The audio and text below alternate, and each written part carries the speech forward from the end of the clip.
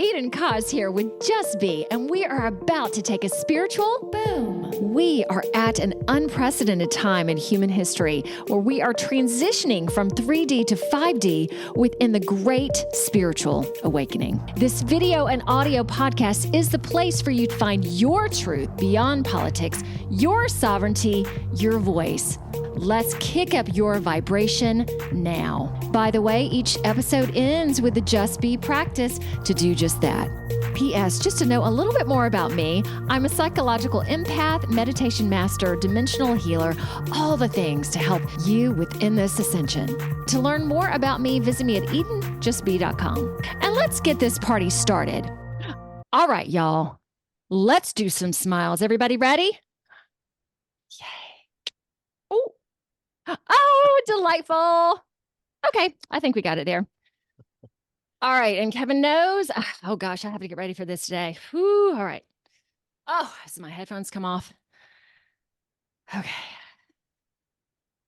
Here we go.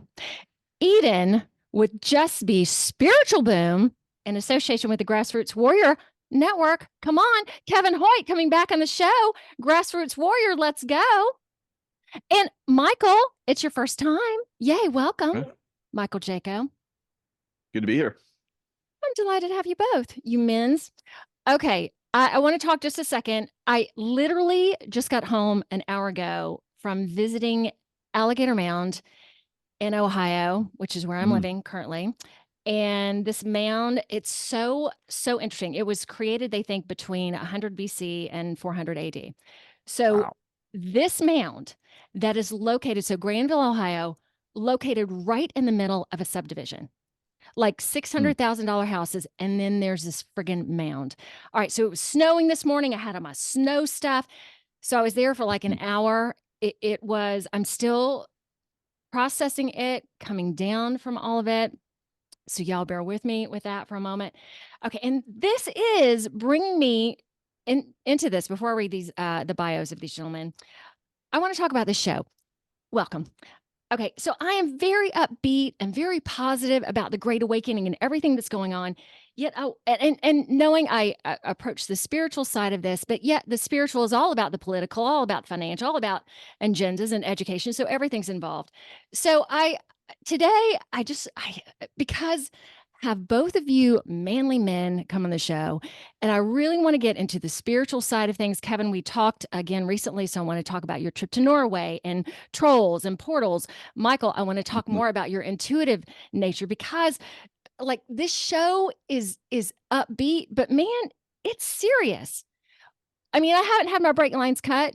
Jaco, I'm sure you've been threatened with, doing what you do. And I know you were threatened before and everything that you've done.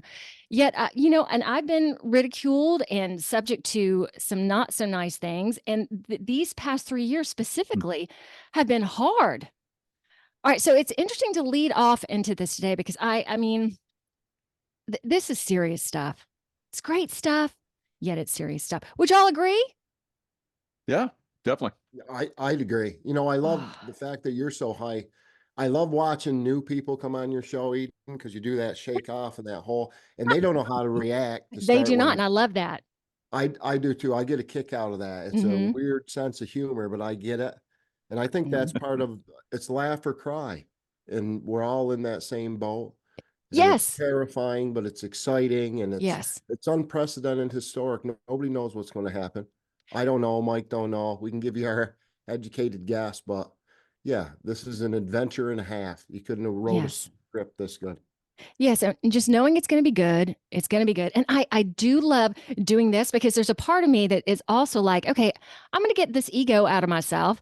Like, for screen captures a lot, I do these weird kind of faces, but a part of that is like, I'm not going to take myself seriously. And I shake and do that because I watch my guests and go, I wonder how serious they're taking themselves. Like, I love it when some stick their tongue out and do all that. Yeah, it's great. Okay. Sean, do your bias? Is what it is. You're making us think and use our own critical minds again. It's been a while. There you go. Love that, Kevin. Thank you. Okay. And we're going to use this show too to also promote the Grassroots Radio Network, which I'm, again, so excited to be a part of. And I know Michael's a part of that. This little person, but I'm not this little person in Ohio and Kevin said, "You come on the show." So great. Kevin Hoyt, if you didn't know, is a native Vermonter, born and raised. His adult career started in engineering and as a draftsman in the structural steel industry. From there, Kevin went on to host and produce a national television show as a conservation educator. He started conservation programs all over the world. All over the world, has sidelined as a freelance camera operator, is a wildlife artist and outdoor writer. Nominated for Field and Stream magazine's Heroes of Conservation. So great. The outdoors is a big part of his core, and it should be everybody's. Kevin also got involved in politics, ran for governor of Vermont in 2022, and is running again in 2024. Kevin also got, I'm skipping all over the place. Okay. There's a lot of also. I'm just a deer hunter. He's just a deer hunter, but he's so much more than that. All right. This time in exile, due to an illegal, unconstitutional warrant for his arrest, and this is what I love. He is a reporting party in the federal RICO investigation, is exposing the corruption in his home state, around the country, and in the world. He's exposing child and human traffic and spotlights the J6 lie, which I was there, interviewing the arrested victims. He was endorsed and a featured America First speaker. From election audits to vaccine concerns, from exposing corruption to policy, bringing forth technologies, and his drive to save Vermont, Kevin is a leader and doing the hard work to help us connect the dots. Heck yeah. He also hosts and appears on several popular podcasts on multiple daily platforms, including his own Rumble network, the Grassroots Warrior Network. You will find him entertaining, and we don't know, maybe you will today. We'll see. Informative, and what he has discovered may surprise and even shock you. Okay, how was that, man? I think that was really good. It sounds pretty impressive when you put it all together like that. It is impressive. Okay. Great shows like the Michael Jaco show and like Kaz, and I get a lot of credit in that, but you guys, the people, it's a colony. It really is. And Michael's part of this. He helped form the Grassroots Warrior Network too. Again, okay, so why don't we go ahead and ask this question? I'll read Michael's bio in a second. How did y'all know each other? What's your relationship? I was a fan first. Michael had no idea who I was, and I was watching, and he opened up my life as far as the intuitive side and intel in general. Yeah. And then I don't know. I think Scott McKay actually is the one that. I was on Scott McKay show, and after that, I think we got introduced to Michael Jaco, and now I go on and regularly hijack his show, and I sure appreciate it. He lets me, again, give my intel, and we've become really good friends over the years in a couple different like business endeavors, like we said. Okay. That's in a nutshell, I think. Am I right, Mike? That sound right? Yeah, that's really accurate. So people gravitate to each other, over time, like the three of us have, because of their interest. And I think that's amazing, because I think that a lot of people that listen to this show are, the people that are awakening, and that's who we're trying to help. Yes, we are indeed. And knowing right now, and the vibrations. We found each other, and that's exactly where I was going to go. Supposed to be. You're vibrating, and that's attracting other people at that same vibration. That's my theory. Yeah. I would incredibly agree with that, because when all this went down, so I've been spiritual for a while, yet didn't know the volume of all this until the pandemic. And within that, all my family got divorced. Like my whole life has changed. So it was very lonely for a while. And then now it's really starting to find this tribe and just, it's good. And fellow Southerner. So I'm from Georgia. So Michael Jaco, from South Carolina, Southern Baptist, grew up. Kevin, what's your religious background? I would say Christian. I never had a religious. My mom was Roman Catholic. Dad was Episcopalian. I always hated church and organized religion, but I always believed in God. I consider myself spiritual. How's that for an answer? Oh, I love that. All right. Going back to Michael, retired veteran with over 24 years in naval special warfare and over 2 years in naval diving and salvage. Over 11 years as a contract and direct contract security operative for the U.S. State Department and CIA operations in combat zones. Dedicating a total number of 35 years to serving the U.S. government in high-risk environments. This helped him develop his expert intuitive abilities. Okay, so with that, over 20 years of experience as an intuitive, remote viewer, and remote influencer in diverse environments, including combat, Michael has expertly honed his skills in higher conscious realms. As a master training specialist, Michael has trained thousands of people in high levels of personal development. Heck yeah. From one-on-one coaching, video courses, books, events, and seminars, he can help you take your chosen path to the next level of success and happiness. All right, Michael, what do you think of that? That was beautiful. Wow. Who is that guy? I want to meet him. That's you. I was going to say he's a nice guy on top of that too, and he's a beast. Look at him. I say this all the time, but Michael Jaco is as wide as I am, or his is thick as I am wide. I'm not even kidding. Okay, so am I a beast? You are a beast in a different way. We love you too, Eden. Thank you so much. Okay, I'll probably go back and forth with you guys. Okay, Michael, I watched some videos that you've done and saying that you have known Jesus on another level since you were a boy. Can you speak to that? Because this question is for both of you guys. Okay, I'm going to close my eyes for a second. When did you really start to see that the world here is a false matrix, or that there's all this wonky stuff going on? When did you start becoming clear with that? Or has it been a gradual expression or finding? Okay, you go ahead. Yeah, I would say it's been like, a gradual advancement, and then leaps and bounds, and then a gradual, and then leaps and bounds. I think that's kind of the way a lot of people are. They push themselves into something they're interested in, and they do the work, and then it is finally opens up to them. So that's kind of the way it's been for me. So ever since a little boy, I was having these, I think I know Jesus on a different level than, where they're teaching here. And so, eventually I got to the point where through past life regressions and psychics and so forth, they're like, you had lifetimes with Jesus. And I was like, yeah, I have. I went deeper and deeper into that, and then just kind of explored multiple lifetimes throughout, thousands and thousands of years. So it's really, really interesting aspect, I think, that all of us can learn from it and grow our consciousness, knowing that we've had many, periods throughout time where we're developing ourselves. So it's not just this one little block of time where we develop ourselves. It's multiple, blocks of time. So how did you deal with that as a young kid? Again, being Southern Baptist, how did you just kind of sit with that and go, what does this mean? Or I'm just going to put this down for later. How'd you deal with that?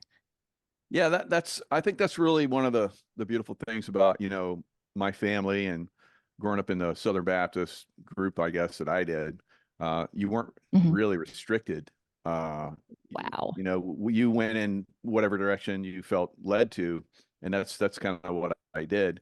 So I remember the first time I thought of, like, past life, the possibility of past lifetimes, was when I saw the movie Patton, and he talked about how he was basically Hannibal in another lifetime when he was at World War II in Africa. And he's like, I remember the battlefield, and the women were taking the body armor and the weapons from the dead. And he talked about that, and he looked at one of the generals who's with you. You think I'm crazy, don't you? And he's like, but I was like, wow, that really resonates with me. I think I've actually had multiple lifetimes with Patton, and the soul that is Patton, because of course he has always been Patton. Wow. All right. I want to get more into this. Okay, Kevin, when did you start realizing that the world was hokey? Well, first off, I thought Michael Jaco was like remote viewing from the crib and stuff. So it's really cool to get that background. And everybody that's watching, I think you're exactly where you're supposed to be, because God put you there. And for a lot of time, I was anxious about that. I felt late, and I was an idiot my whole life, or at least I thought I was an idiot. What happened was I was on this mission. I just didn't know I was on this mission. And I think I've been aware my whole life. There's certain things, all of us, we avoided in life. School is one of them. I was a solid C student. I did, skin of my teeth, whatever that I bare minimum to get by. I was I got an A in recess and gym and, lunchtime. I was a pro. Good for So, you. well, and again, I resonated to art. And again, I became a draftsman because of that. Right. So I think it makes me feel like I have no control, but I believe in destiny and fate now. I never believed in reincarnation. I never believed in any of that stuff. I'm going to say I woke up like 9/11. I was in the structural steel industry. I remember stopping work and watching, allegedly these planes hit the towers. And uh, I know the temperature that steel burns, and I know the temperature jet fuel burns. And I'm like, no, I'm an engineer. They could have flown a bunch of planes into those buildings and they would have stayed up. The way it came down, there's just too much. I was like, whoa, wait a minute. And that was, even then I ignored it.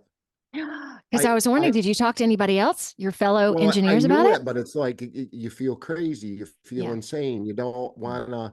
It's hard to be a patriot, right? Historically, if you look at the first few papers, Oh, yeah. it doesn't work out always in their favor.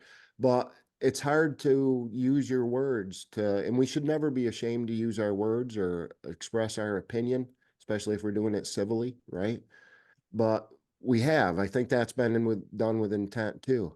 So now is the first time in history. That's the exciting part. I've never been abducted by extraterrestrials ever, but I've interviewed hundreds and hundreds of people. I've hundreds of thousands across, all over the world. I'm not laughing anymore. And if you've been abducted, get a hold of Michael or me. We'll have you on our show. We can talk about it for the first time in history. And I think that again was with intent to keep us dumb. So I'm going to say like 9/11, I started waking up, and then I kind of resonated, let it go. And then as a producer, um, again, I got involved in politics like 2015, I'd say, started paying attention. And then I saw him kill George Floyd 3 times as a producer. Like they killed him and then refilmed it and killed him again and refilmed. And I saw the production value. Like I couldn't Whoa. Okay. watch We haven't talked TV about anymore. this. Well, I couldn't. Wow. For a long time being a national world television producer, I lost interest in TV. It Yeah. was no fun anymore. Instead of watching the show, I'm looking at the lighting and the sound and transitions and graphics, and I'm looking how you put it together, right? So I say it was no fun. I kind of stopped watching TV. But boy, does that come in handy now, because I can see 5 or 6 years ago, me and Michael were saying that's not Joe Biden. And they're like, you guys are slap crazy. Now everybody's like, hey, I don't think that's Joe Biden. I'm in the industry. Like as an editor, I can make you look as good or as bad as you want. And I've experienced that from both sides as well. I mean, you should see the media stuff, read the media stuff about me or Mike or anybody else. They rip you up. So I know the other side of it. And again, my individual path and journey, my mess, that's your life. Your mess is your message. Your life gets better with age, right? Message, right? So I think that's a shout out to Tracy, Mike's wife, because she's wonderful with these but this is where we're all coming together, this family that we're talking about. I come in and I'm pretty unique for me, but Eden, you're so much better at so many other things, and Michael's so many better at such other things. And when we get together, I put my pieces on the table, you guys put your pieces on the table, and again, we've never been able to do that. This internet that was created to spy on us really gave us great communication, and it spied on them too, right? Yes. So yeah, I think we're winning, and I'm happy, and I look forward to this bright, beautiful. I see a good future coming. I know it's scary, but is it? Like it is on TV. If you're listening, go outside. It's a beautiful sunny day here in Vermont. You know what I mean? My mom still loves me, right? My friends and neighbors are still my friends and neighbors. It ain't that bad if you really, that fear porn, it's easy. Again, that's trying to get you back down in that lower vibration, and it's easy to fall for. You guys are professional heartstring pullers, right? They're good at it. So, well, and I really enjoy talking with, again, male energy today, because we are really going kind of in the more feminine side. So I really appreciate that with you guys too. Are y'all familiar with the civilian flag? I just put mine up. civilian, I'm not. Yeah. Again, we have the flags are becoming really important. The word I like to use, by the way, is pussified. We've been pussified in our man buns and the way that we always, I'll give you another word, right? Okay, you're doing good. You're making me laugh. Yeah, go ahead. Liberal Love it. supremacist. That's another word of the day. You guys go ahead and use that word. If you're dealing with one, you'll know instantly as soon as you say, because they don't understand it, right? But that conflict and that controversy, we got to try to cut down on that too. Like I'm learning that as we go. Like a lot of I'm going to say conservatives, this type, they have a problem with the trans community. Yeah. You look at a community that's been targeted and oppressed, and really look at the trans community or look at the minorities. Again, all this division, that's all on purpose too. We got to stop there's no Democrats and Republicans. Mm-hmm. It's us against them. So stop the friendly fire was the point of that. After I come out and with that kind of a statement, but I think that's important right now, the unity piece. Yeah. I'm finally starting to see that a little bit too, aren't you guys? Michael, respond to that, please. Well, unity, as far as like people waking up and coming together in groups like we're doing right now, but there's also unity in the sides that want to oppress us. So you look at we're kind of like in a Westworld type of environment right now, and I think we're heading towards like a Star Wars, right? So we're moving out of this Westworld. We're like Dolores. We're waking up. Oh, we have a soul. Like these people are oppressing us. They're coming in. These elites, they come in and do whatever they want with us, and we're waking up to that. We're not allowing that anymore. So that's kind of where we're at right now. And at some point, once we break away from that control system, and we no longer allow people to suppress us like we're doing right now, then we go into that new Star Wars awakening type thing. And then I think that's when, all of the space brothers and sisters are like, you guys finally wake up. Wow, it took you a long time. So let's go out and play in the stars. So that's coming for us, but we have to go through this process of throwing off the shackles, that are, keeping us under wraps right now. So Westworld meets Star Wars. That's where we're at. We're out on the cusp of it, and we're ready to break free. And I think, there's already a lot of stuff that's happening with the, the stars and so forth. They suppress that as well. So eventually when all this suppression stops, then we're like, wow, we've had advanced cultures, dozens of times that are far more advanced than what we have right now. And that's becoming obvious to everyone. Those have been destroyed, and we're at that cusp again, where these people that control us want to just destroy us. We wake up too much and they just destroy the world.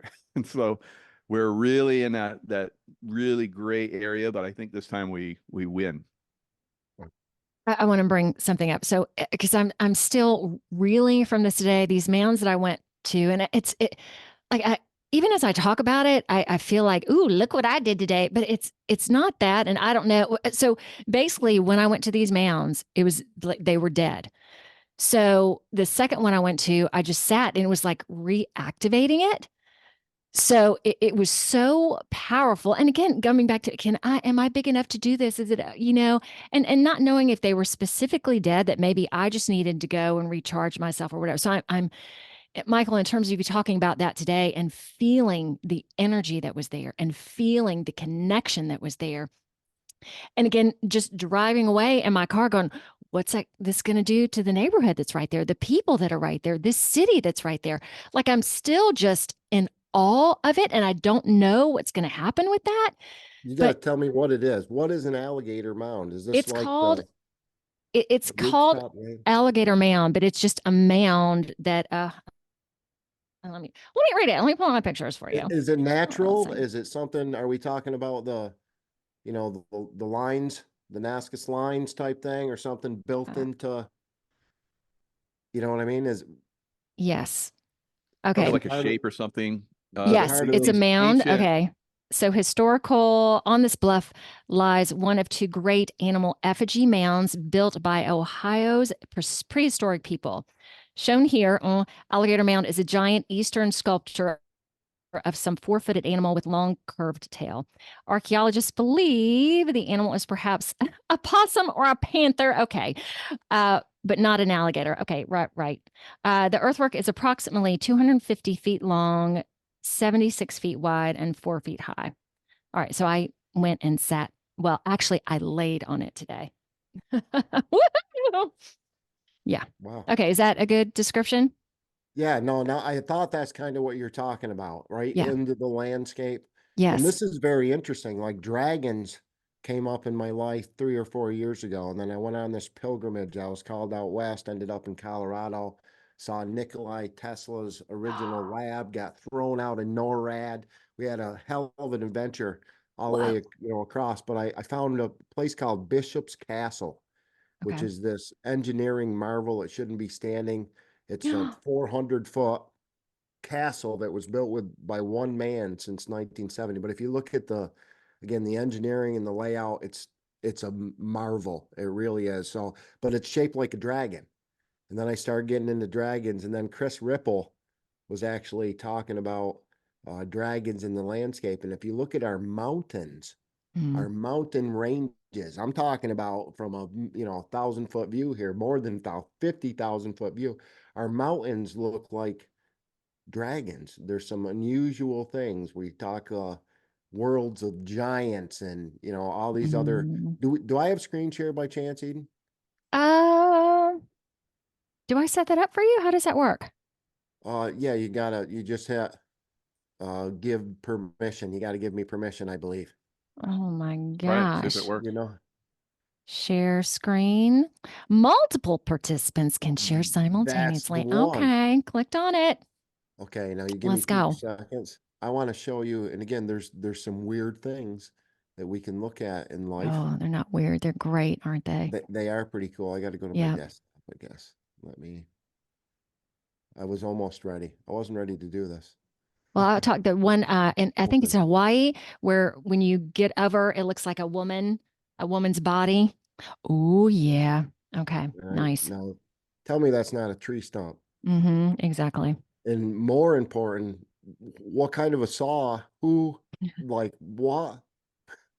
Right? And these are Right. all over the world, right? Is that a giant crystalline tree from a past? And Michael Jaco talked about the cycles. I've actually, based on my research, I like this theory. It's a hypothesis. I ain't been around that long, but 1,000 years of light, 1,000 years of darkness. Evil has a season, right? And I think we're at that cusp, like he's talking about, where we're going out of 1,000 years of darkness into this beautiful, 1,000 years of light. I think Jesus is involved when this stuff happens. Yes. The only thing, again, that I love, it's not really disagreeing, but when we talk about stars and planets, I don't believe in space anymore. We may as well throw all my political aspirations out the window at once, at least not the way that we've been taught.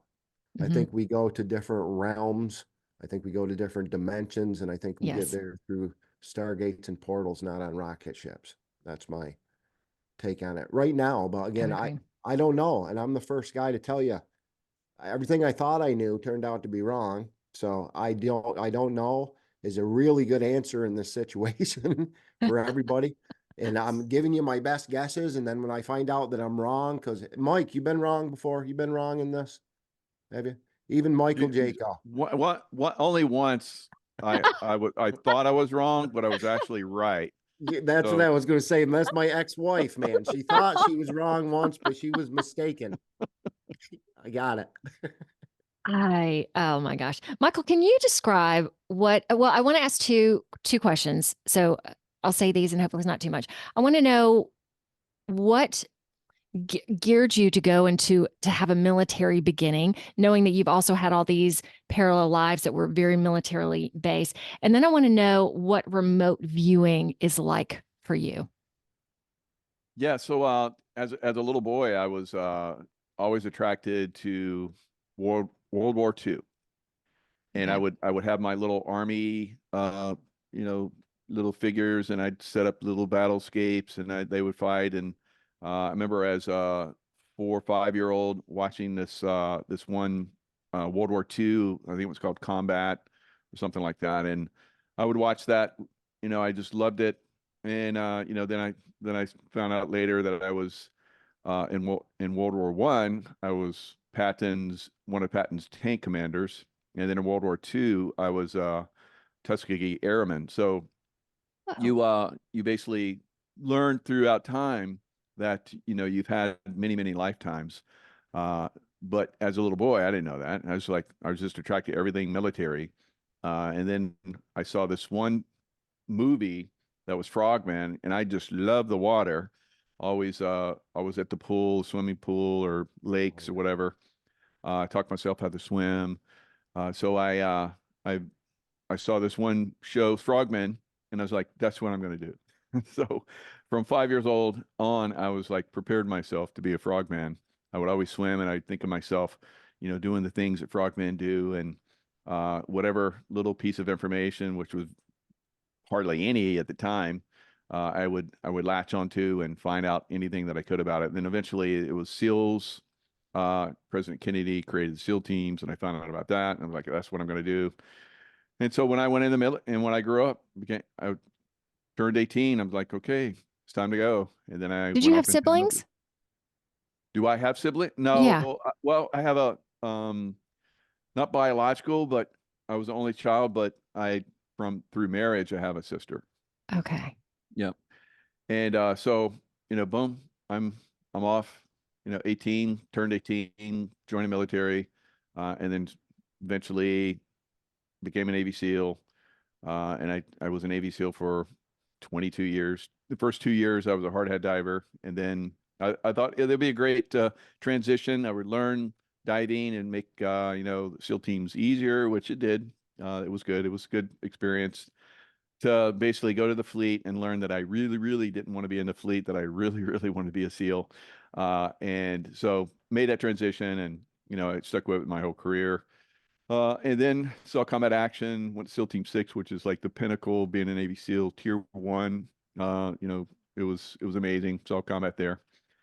And then I got out of that, and I went into, so in that transition point where I was just about to leave the SEAL teams, I started going into this one guy. He learned from an Apache elder, and he learned remote viewing. It was Tom Brown. So he wrote all these books, like 16 or 17 books.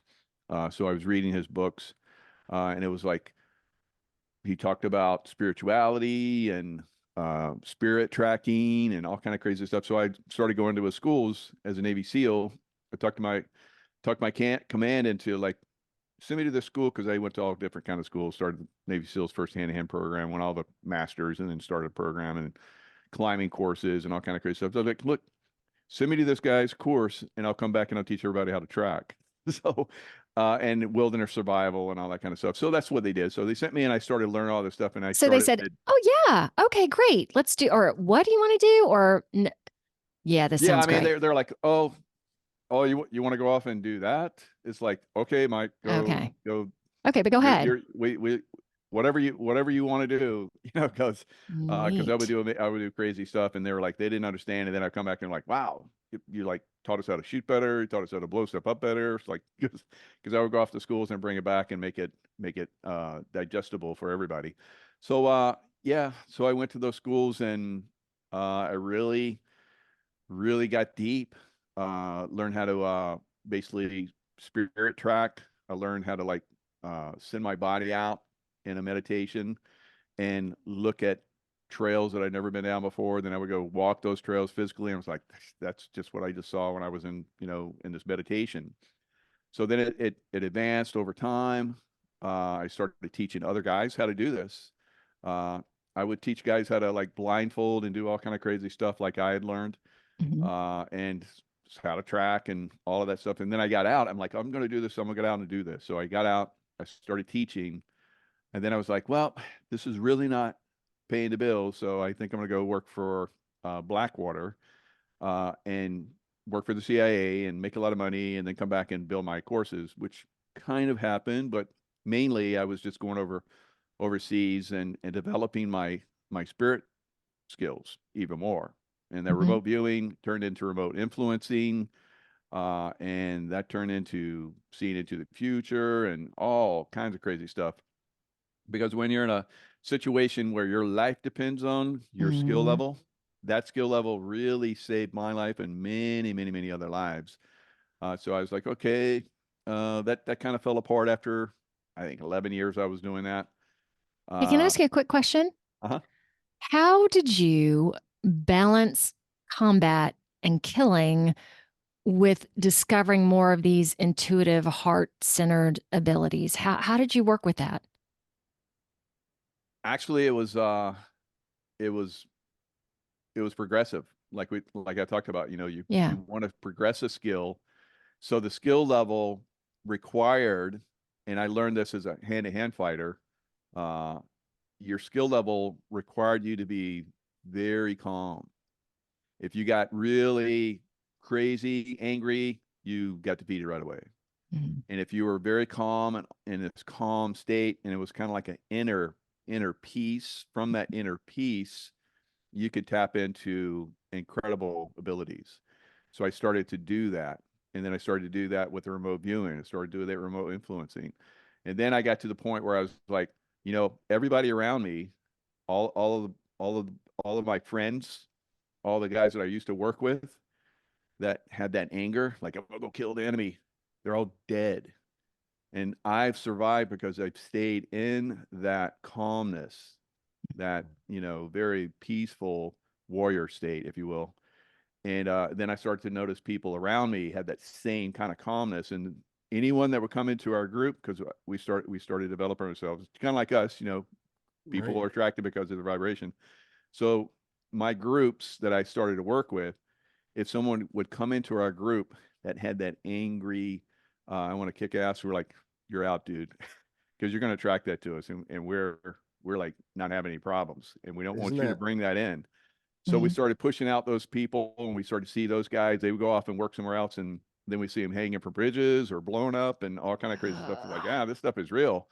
So that's kind of the way it transitioned for me. It was like a taking my abilities, constantly pushing my skill level, and the skill level naturally progressed into these very peaceful, very loving energy. So when I say love energy, I'm not like, oh, emotional, it's nothing like that at all. Mhm. It's a very, very powerful God consciousness, and God doesn't have emotions. He's not angry. I mean, that's some of that New Testament or Old Testament stuff where you have an angry God. Mhm.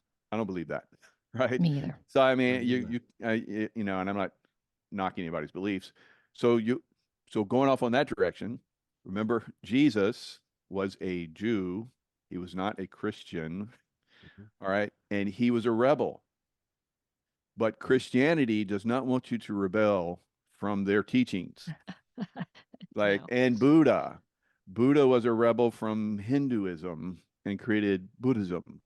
And but the Hindus don't want you to be a rebel and so forth. So that's kind of the way I am. I'm a rebel.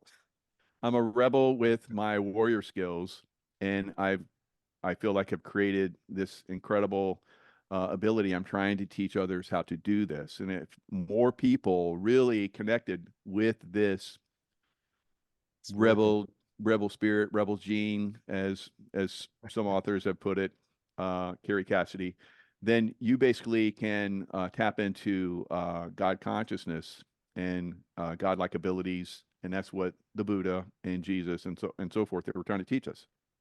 Wow. That's a brutal story, Mike. There's a whole bunch of one of the things too. I want to respond to that a little because Yeah, I think please. Michael Jaco fights with love, which sounds it Well, sounds a little we're weird. spiritual warriors through all this. Yeah, go ahead. Yeah. Yeah, yeah, Even the people absolutely. that I'm after, my senator, my governor, my whoever, my Mm-hmm. sheriff, right? A lot of these people I grew up with, I know them. I consider them Oh. friends, believe it or not. Right? Some of these guys, I don't think these people are necessarily bad people. They got sucked into bad situations, greed and corruption, they whatever, right? I pray for these people. But even when I go out and target them, I only want to bring them down so that they can rise back up, right? And do the right thing. It's not I'm to the best of my ability, I'm fighting with love. And that sounds Mm. funny. And I know Michael and his Mhm. love bubbles. Hell, he'll come into your camp, put a love bubble around it, and you guys don't see combat for 2 weeks after you've been getting blown the shit out of for 3 months straight. And then as soon as Mike leaves, the shelling starts again. There's something, and I can only imagine in a combat situation where your life depends on it. These Mhm. white-tailed deer, they talk about deer having a sixth sense. It's because their life depends on it. They use it every day. We don't have to. We've gotten soft as people.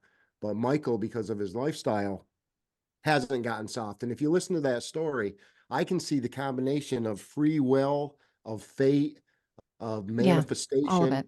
There's all of it in one thing. Michael was destined to be a Navy SEAL. Michael wanted to be, and he had the drive to do it, and he manifested it. All right. All the same things, all those statements I think are true. And I think locations are important. Eden, you were just talking about when you went to these alligator mounds, how you activated them. Mm-hmm. One of the things I've noticed in our immediate family, my close, again, half these people I haven't even met. I call them my family. I love them like brothers and sisters. Like Michael said, I think we worked together in past lives. Yeah. But one of the things agree. that we have in common, most of us, is world travel. We've been blessed with world travel. And the places that we go, they're sacred, special locations. They might not be tourist locations or whatever, but they're destinations that several of us have been to. And then again, instantly I'm thinking in Norway. You talked about Norway, Bergen, Norway. There's supposed to be a Stargate 18. Yeah, talk about that a little bit. What'd you find out? Well, I was there when I was 17, and I had no idea. I actually, the Norwegian girl that was involved with this, I think she came from Greece, where she was trafficked actually over here to United States, to Vermont of all places, to see my portal, my Stargate. And then likewise, that drove me. I had no idea about any of this stuff. I thought I was chasing girls and deer, right? I ended up going over to Bergen, Norway when I was 17, almost got married. Like this was a beauty. She was a beautiful girl, and she still is, bright, beautiful soul. So that led me back. I had no idea back then. It wasn't until, I don't know, 3 or 4 years ago, Katie Rains came onto the scene, started talking about being an Andromedan and being resurrected to drive these plasma ships and all sorts of crazy stuff. And she was going to Norway to visit her Stargate. And Nick Sylvester was on a podcast with her, and I'll never forget. Nick said, "Oh, that's interesting. Where in Norway? Is it in Oslo or where is it?" And I'm sitting on a couch watching a podcast, and I'm like, "No, it's in Bergen." And then Kate Rain says, "No, it's in Bergen." I'm like, I've been there. I knew. So in those things that happen before they happen, that happens to me 10 times a day now. And again, Kate Rains is talking about, plasma ships coming in using the fjords as guides so they can find this Stargate. This is the first time I'm ever hearing it watching the podcast. Meanwhile, my friend in Norway for 6 months prior to that is showing me these cloud ships. Crystal clear blue sky, these weird ships, maybe using the fjords as guides. I don't know. So again, I like to have experiences rather than listen to other people. So we were chasing, they call them, what the hell is the name of the cloud? These glowing, they look like the aurora, but they're clouds. I can't think of the name of it right now, but we had a sighting over in Norway. And so I hopped on a plane day after Christmas, or Christmas Day, actually. Whoa. And went over to see for myself. And then I got into subterraneans, right? Trolls, you mentioned. 75% of Scandinavia believes in trolls, in these underground subterranea below Terra, right? They believe that trolls exist. Not it's a theory, or they believe that trolls exist. That's pretty impressive to me. So I was driving through tunnels that were, 15, 16 miles long underwater through mountains. I saw lots of subterranean stuff. I didn't see any trolls other than the ones I bought a couple $100 worth of trolls for the Norwegian tourism on my way out. But other than that, I didn't see any real trolls. I didn't see any spaceships other than when I landed, when I came into Norway, we had this really weird cloud that escorted my plane into Norway. It was a hell of a trip. Good memories with some good old friends. And yeah, I learned a lot on that one, actually. It was neat. I was supposed to be a vacation, but it was a working vacation. So great. It was cool. So great.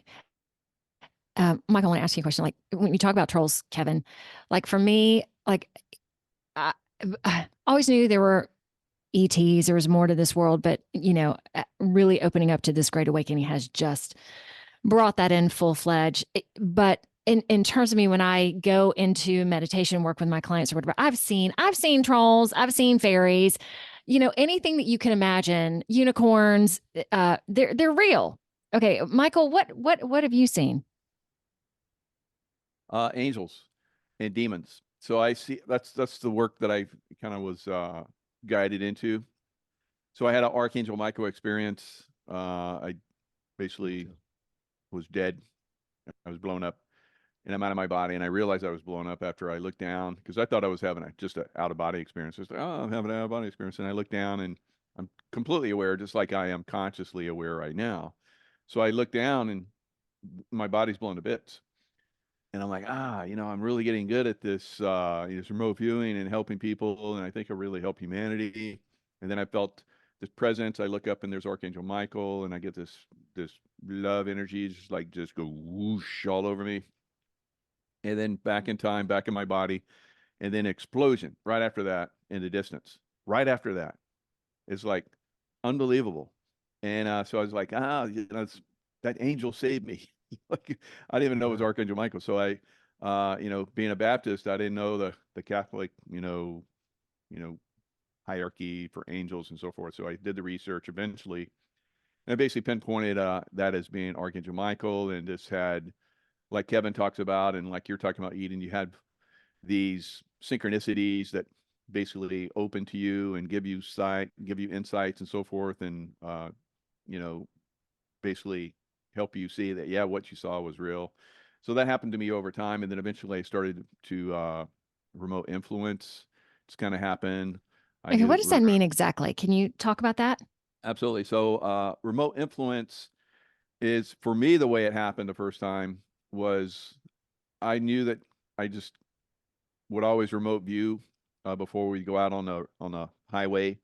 And a lot of times I would hold up my teams before we went out because I knew there was going to be an explosion or some kind of attack out there. I could see it and or sense it, and it would often happen. So this one time I was just exhausted after having been many months and months and months going back and forth into combat, and so we're in the car. We've been running up and down this highway for weeks, picking people up, bringing them back in armor car, but I hadn't done the remote view.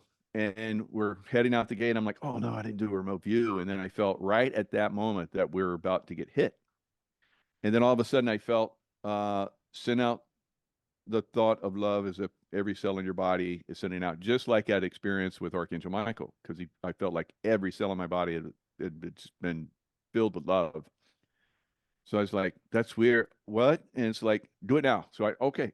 I started sending it out. And then I was like, oh, we're going to be hit. We're going to get blown up. And then it started to dissipate. And I was like, keep sending it out, keep sending it out. And then eventually it stopped. And we got back to our compound. And sure enough, that same spot that I felt that we were going to get hit, another group came out like within minutes after we did, and they got RPG'd. So I was like, oh, wow, that's real. So it's basically sending out thought energy, just like when you pray. Mm-hmm.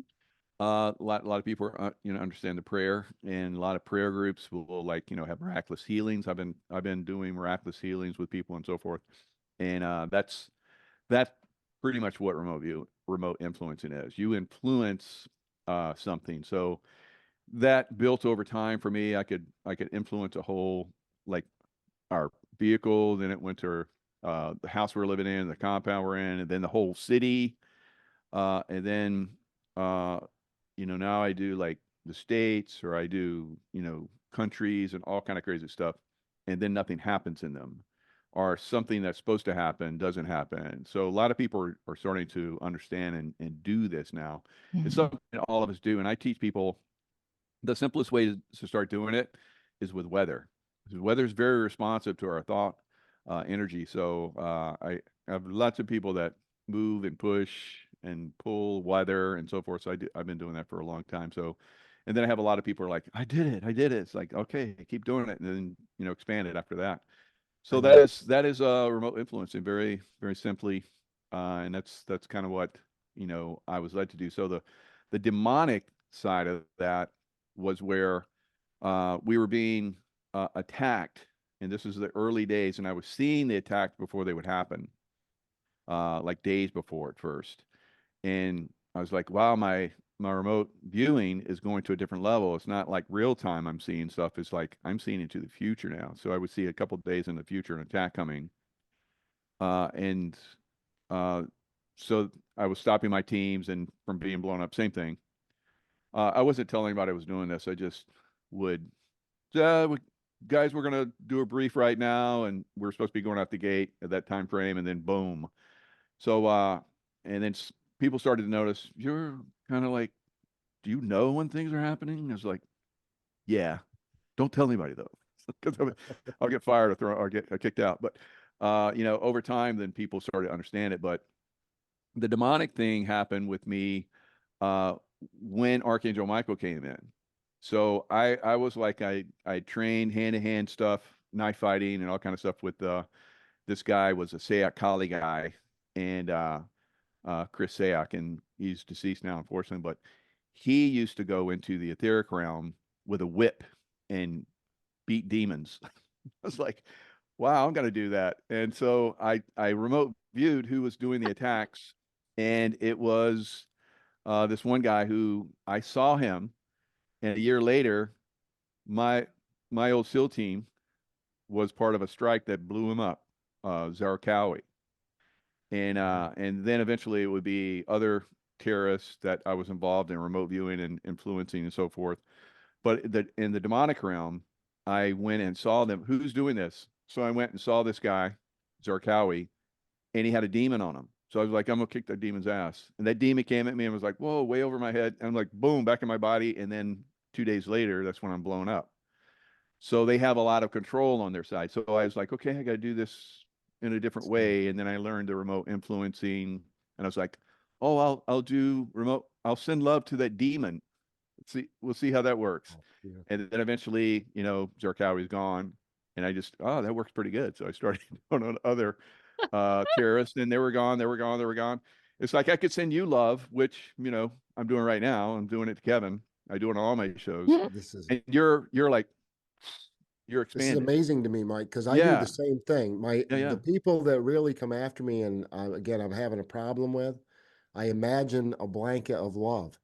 I wrap them in a blanket of love. I pray for that person really hard, and then shit seems to go my way with whatever that situation is.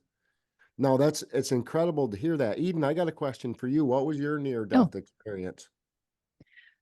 How do I make this a short story? You got one though, don't you? Isn't that Oh amazing? yeah. I should have died like 10 times.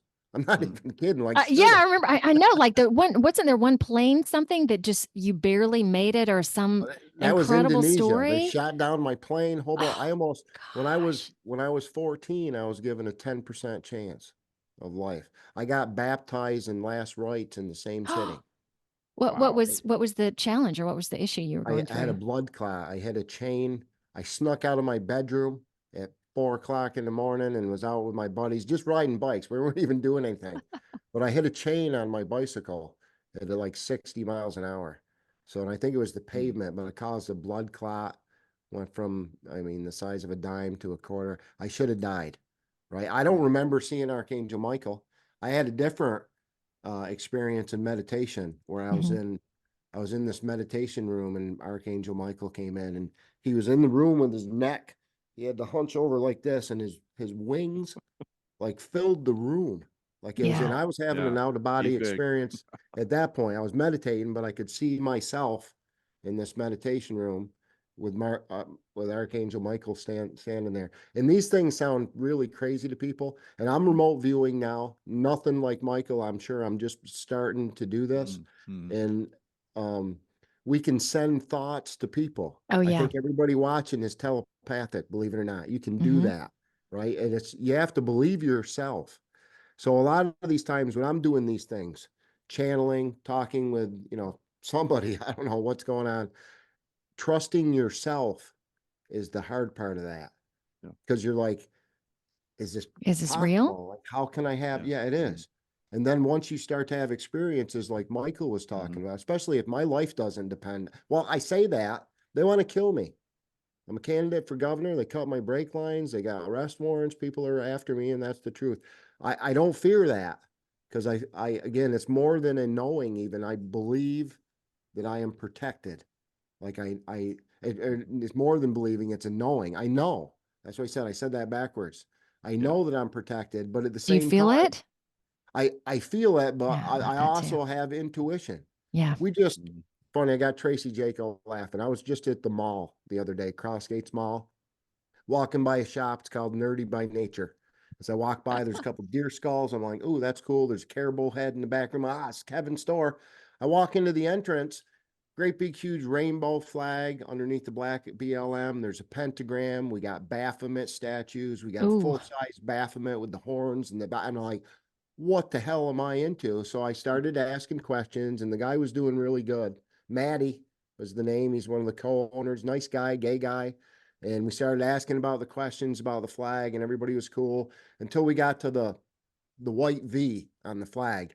And I'm like, well, that's for virgin, right? Again, this is an all-inclusive flag. We went through hermaphrodites and trans and all the gays and bis and trans. Everybody's included in this flag. And I'm like, yeah, but that's the P. The GLBTQ, they're adding the P. You guys don't like the P, do you? There's P all over your flag, Maddie. What's going on with the Baphomet?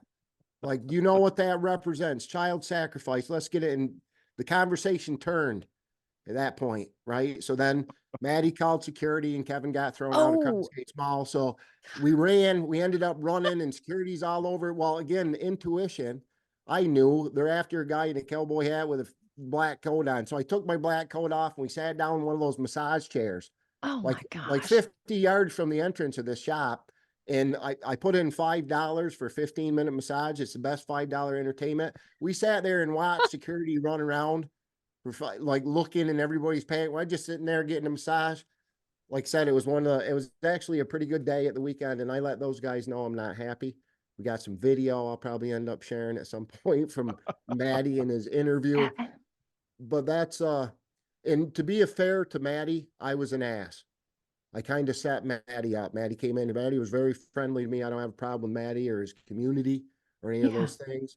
But what Maddie is doing, he's selling and perpetuating things that he doesn't even understand. Right. He doesn't. I don't think Maddie's a pedophile. I don't think I asked him about maps, minor attracted people. This is an all-inclusive flag. You got P on your flag, buddy, right? He didn't know, I don't think Maddie knows. I don't think he is aware. But shame on Maddie and shame on me for, doing that tactic. I could have done a civil conversation without the video and not set Maddie up and all that stuff. But I think Maddie learned a better lesson this way. And I think you guys get to see it too. So I'm showing everybody. And that wasn't hard. And even if security caught me, guys, I didn't do anything. What would they done? Right. Well, that's what I mean. They would have thrown me out of the mall. Asked you to leave. I've been thrown out before, man. I've been yelled at before. You guys, it's okay.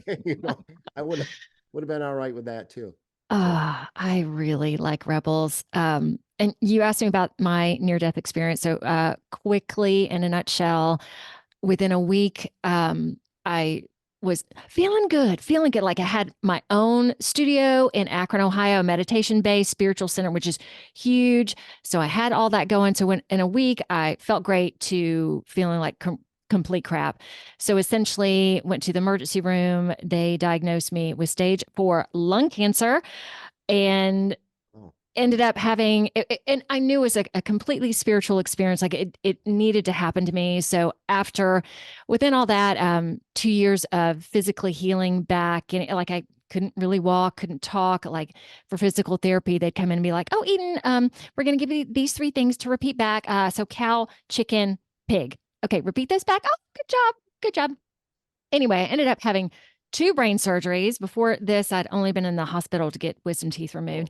And also, I'm not a big Western medicine proponent, but when you're in an emergency situation, and that time I was married and everybody was like, oh, Western medicine, whatever. So anyway, after the first craniotomy, I essentially woke up in the ICU, horrible things going on, death, laughing, all of that.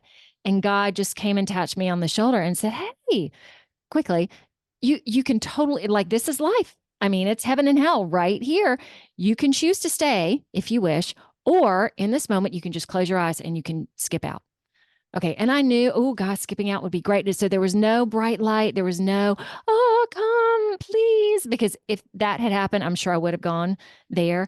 And in the surgery, the doctors also said, we don't know how you're going to wake up. You might be paraplegic. You might not be able to talk. We don't know. Good luck. Good luck with everything. But it was so amazing. And I've talked to people on the podcast too, in terms of near-death experiences.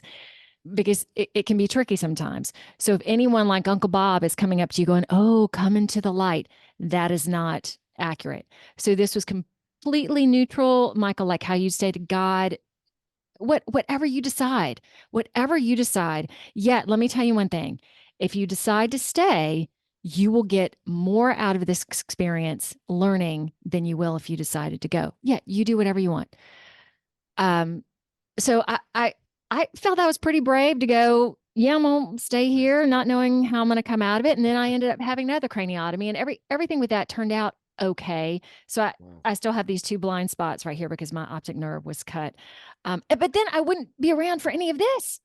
I didn't know about any of this. I already had a great relationship with God and spirit and all of that. So that's it in a nutshell. Like, doesn't that tell you right up front though that, I mean, you were sent for this?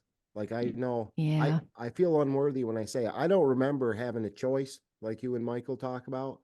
If I did, I guess I made the right choice, right? But Yeah. I don't. I think I remember when I was 14 years old. Again, this is a 14-year-old Kevin, right? I had no idea. I'm not advanced any of this ascension, but I knew. I said back then, God's got a plan for me. I remember thinking that God, I'm here. In fact, it's funny because I was invincible, Kevin. After that, like, I came out of that going, they can't kill me. I didn't even realize how close I came to death till I was in my 20s. Right? I was like, they cannot be. And maybe that's where that armor of God first started. We asked about where Yeah. this started. I think we've been building this. Every single one of us, we've been building at this for a long time, our whole lives. I think not only were we chosen to come here now, but I think we also volunteered. Mm-hmm. We're the A team, and it's our turn up the bat. That's why I said you're at the plate. Swing the bat. Nothing else. Just, even if you don't know what you're doing. I've never started a law firm or a news network. I'm going into movie production apparently now and running for governor and doing all sorts of stuff that I've never done before. But I'm diving headfirst, just like Eden and Michael, and we're doing it, guys. We're winning. So We are doing it. And I would say that also the 3 of us just expanding tremendously. Like the past 3 years for me have just been so I really, again, I appreciate you 2 guys coming on the show because you're not yoga with the man bun and all that. I mean, you're men. Okay, and this is really important now too. You men out there, just open up to more, open up to love, open up to all that because it is time, right, gentlemen? absolutely. Yeah, absolutely. It's inevitable, actually, because the women did it first, where the men failed because we've been pussified. The women got, fired up. The whole critical race and schools and all these other things, they pissed off Mama Bear. And Mama stood up. They did what I did some of couldn't that. do in Vermont. They organized. And then the next thing you know, all the women are the true champions in this fight, from what I can tell. And where the girls go, usually the guy took them a while, but they're starting to follow now. I hope. Okay. Well, it was meant to prevent y'all from doing this, from being, you can't cry, you can't be, if you do that, you're weak, you're all this stuff. Michael, I wanted to ask you one last thing. So I usually end my shows with the Just Be practice, and I like what you talked about. The simplest way to work on remote viewing is the weather. Can you give 1 or 2 more exact tips on that, and we'll kind of end it with that? Remote viewing or remote influencing? Oh, I'm sorry. Remote and influencing. That was the weather. Just be practice. Yeah, remote influencing, if you're feeling ill or someone that's ill, you surround yourself with love and you see yourself getting better. So it's a visual thing as well. So you're bringing into practice the art of seeing into the future the things that you want. So it's a manifesting. So manifesting is basically, what most of us are trying to do these days. That's like, Jedi work. So the Jedi light work, I think, is what a lot of us are doing now. So the same thing with, like, if you're a Jedi, you're basically throwing your consciousness. You see how they like throw and they like knock people back, and it looks like they're not. How did you do that? Basically, you're sending out that consciousness. So that consciousness has energy, and people that are qigong and so forth, they can do that as well. So you can start to do that. So start to practice with that. I've literally, moved feathers with I've hanging feathers. I've used my consciousness to move feathers around. So I play a lot with this energy. That's the beginning stages of it.